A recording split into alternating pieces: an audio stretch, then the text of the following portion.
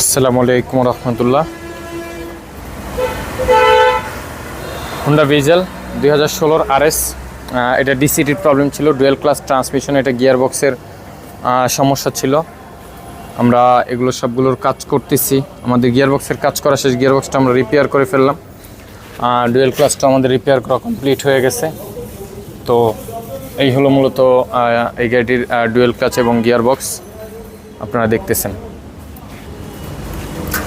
তো আমরা এটাকে কিছুক্ষণের ভিতরে আমরা এটাকে সেট করব, আমাদের কমপ্লিট করা শেষ। তো ইতিমধ্যে আমরা আপনাদেরকে এটির ভিডিও দিয়েছি, আপনারা অবশ্যই এটা আশা করি আগে পরে দেখতে পাবেন ইনশাআল্লাহ তাআলা। তো সকলে ভালো থাকবেন, সুস্থ থাকবেন, সকলের জন্য দোয়া রাখবেন, এই কামনায় রইল। আসসালামু আলাইকুম রহমতুল্লাহ, আল্লাহ হাফিজ।